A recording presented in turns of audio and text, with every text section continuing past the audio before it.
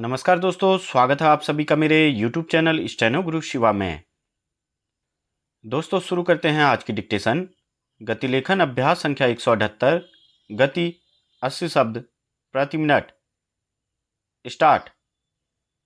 पिछले कुछ वर्षों से देश के राजनीतिक दलों के लिए जैसे जैसे वास्तविक मुद्दों पर आम जनता का समर्थन हासिल करना मुश्किल होता गया है, लोगों के सामने कोई सुविधा या सामान मुफ्त देने का वादा करके उन्हें अपनी ओर आकर्षित किया जाने लगा है।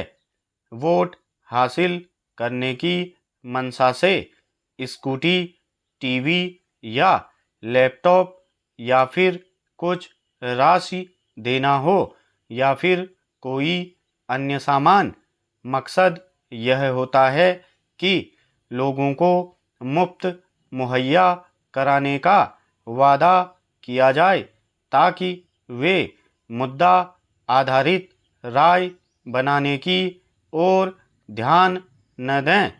यही वजह है कि लगभग हर चुनाव के पहले जनता को कोई सुविधा मुफ्त दिलाने के लिए राजनीतिक दलों के बीच एक तरह से होड़ लग जाती है। हालांकि इस तरह के चलन ने लोकतांत्रिक मूल्यों को गहरे स्तर पर प्रभावित किया है और इससे लोभ आधारित मतदान की प्रवृत्ति को बढ़ावा मिलने के खतरे पैदा हुए हैं।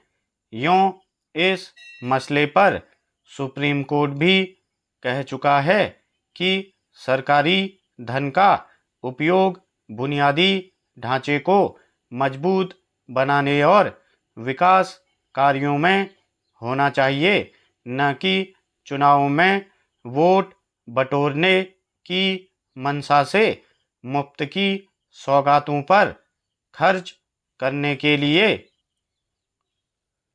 विडंबना यह है कि एक ओर सरकारें जन कल्याण कार्यक्रमों के लिए धन जारी करने को लेकर कई तरह के बहाने बनाती रहती हैं, दूसरी ओर सत्ता में वापसी या उसे हासिल करने के लिए व्यापक पैमाने पर मुफ्त की कोई सुविधा मुहैया कराने के वादे किए जाते हैं।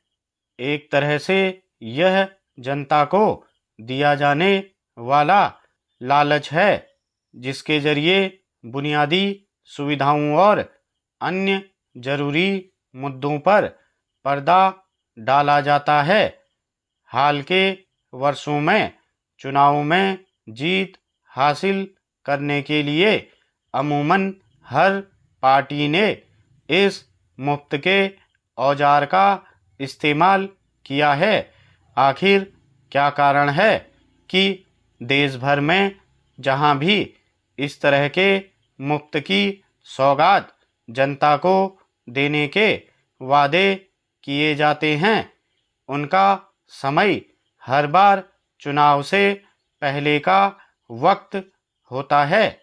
सड़क, शिक्षा व्यवस्था, रोजगार आदि के मसले पर खर्च का सवाल आते ही धन की कमी का रोना रोने वाली सरकारों को अपने अधिकार के क्षेत्र के सभी लोगों के लिए किसी सुविधा को मुफ्त करने का वादा करने में कोई हिचक नहीं होती, जबकि अगर न्यायपूर्ण और उचित खर्च के स्तर को बनाए रखा जाए, रोजगार के सवाल पर ईमानदार इच्छा शक्ति से काम किया जाए, तो लोगों की क्रय शक्ति को इतना मजबूत जरूर बनाया जा सकता है कि उन्हें मुफ्त सौगात की जरूरत नहीं पड़े। अफसोस यह भी है कि लोगों की आर्थिक स्थिति में सुधार करने के बजाय सरकारें उनमें परनिर्भरता की आदत डालने में ज़्यादा रुचि दिखा रही हैं।